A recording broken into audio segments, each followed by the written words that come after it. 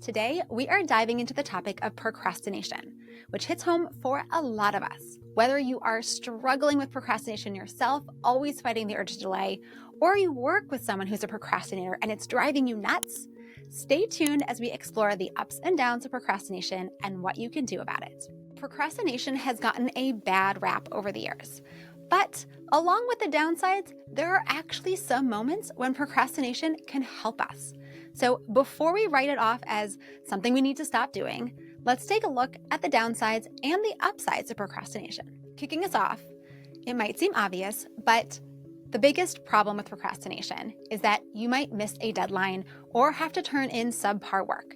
When you wait until the last minute, you don't give yourself enough time to get it all done the way you might do it if you had plenty of time to get it done. And so you either have to delay the deadline, which has its own issues, or turn something in that doesn't quite meet your own expectations or the expectations of others. And speaking of missing deadlines, now we have another issue. We have to delay other work because this work didn't get done. And that can have ripple effects, not only in this particular project, but in more work that we're doing and with our colleagues. Now, if you regularly procrastinate, you might unknowingly be impacting your reputation with your colleagues. They may not feel like you're reliable because while you know you're going to get it done by the deadline, they may not be so confident, and they would much rather know that the work is done ahead of schedule than waiting to hear from you on the day of to make sure it's done. They might also not feel comfortable given there's no flexibility or wiggle room on the timeline. So there's no time for an extra turnaround with edits or to get one more person's opinion before it's final and goes out the door. And so even though you're not stressing out about the deadline, they are totally stressing out about it. Well, when it comes to stress, you might be the kind of person who finds that adrenaline rush and that ability to focus that comes being right up against a deadline super helpful. But for other people, that same deadline becomes paralyzing, and it creates all kinds of undue stress and anxiety that instead of helping us do good work, actually keeps us from doing our best thinking. Lastly, when you delay work so long that you are up against a deadline, you might miss out on other more important opportunities or even just valuable opportunities that you would otherwise be so excited for. For example, perhaps your team decides to go out after work and now you're stuck in the office finishing something. Or maybe you get a last-minute invite for your kid to go to some event and now you have to turn it down because you need to prioritize your work. Or maybe there's a professional development workshop that you've been thinking about, but instead of registering right away, you delayed and now it's all full.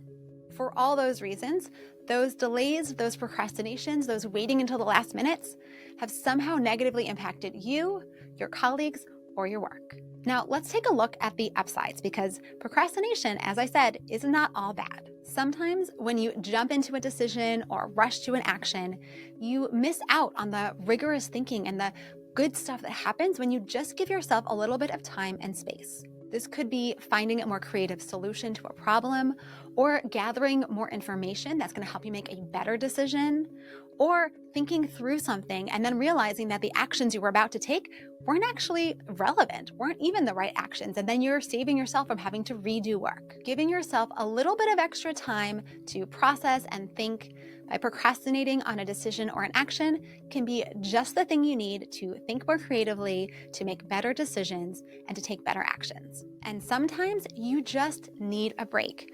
When we are going all the time and we think we have so many more things to do and so we just keep going, sometimes we actually need to procrastinate by pulling back and taking a break and giving ourselves some time to rejuvenate, some time to reflect, some time to renew ourselves so that when we come back to the work, we have the energy, the mental clarity to do that work well.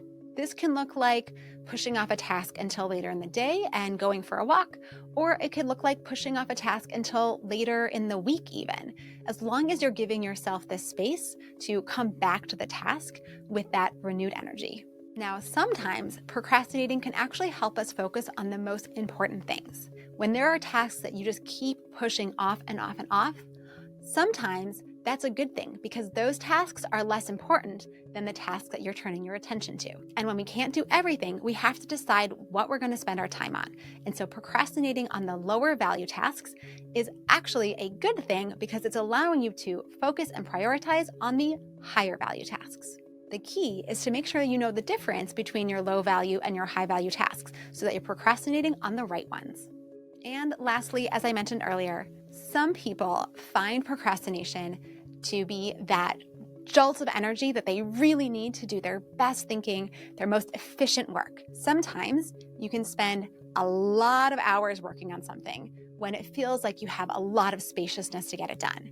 But then when you're right up against the deadline and you only have a short period of time, you get not only that same amount of work done in that smaller amount of time, but sometimes you can even get more, bigger, better work done because you know you're constrained by your time. So all of this is to say that we don't want to eliminate procrastination. What we want to do is find the right strategies to leverage the upsides while minimizing the downsides. So let's take a look at some of the things that you can do or things you can help support a colleague to do if they're struggling with procrastination. First up is to set clear deadlines that include buffer time. This is one of my favorite strategies because if I know that I have to give a presentation to a client on Wednesday and I want my presentation done on Tuesday, I will put it in my to-do list as something that needs to be done on Monday. So I have still set an internal timeline that I am going to hold myself accountable to meet, but I know that if something comes up last minute and I don't quite finish it, or if I'm working on it and I think, this could use another look, another turn, I still have some buffer time to make those adjustments to my schedule and to make the adjustments to the work. The second strategy is the 2-minute rule. A lot of things that get procrastinated on are the small things that we just think, oh, I'll get to it whenever. Well, sometimes it actually makes more sense to just do those things right away. So if there's a task that's going to take you less than 2 minutes, just do it right then. Because instead of filing it away into your to-do list or leaving it in your inbox where it's going to get lost, if you just get it done right away, you don't have to worry about it for later. The third strategy is time boxing. If you like having a tight time to get your work done, then time boxing is a great strategy to help you avoid procrastinating while still giving you a little bit of that energy rush to help you focus. Just box a time on your calendar, maybe it's a half hour, maybe it's an hour to work on something, and tell yourself you have to get it done within that time. And that will give you that little bit of extra focus to push forward.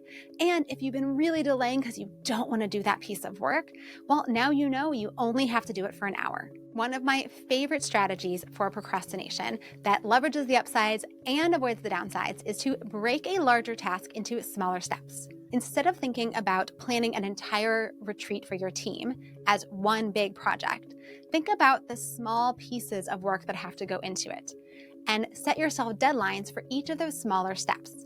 Not only do you now have opportunity to space them out because you've given them each their own deadline, but you also have smaller bits of work to tackle, which can be less overwhelming and give you that sense of momentum, but also giving you time to think and reflect and react based on the work that you do for each of those steps.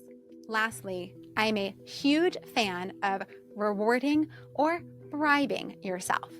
Whatever it takes to get you to do the thing you don't want to do, then I say go for it. If it's eating chocolate, if it's taking a walk, getting an extra cup of coffee, watching Netflix at night, sometimes we need a little external motivation to help us tackle a task or do some work that we have been avoiding and we've been procrastinating on.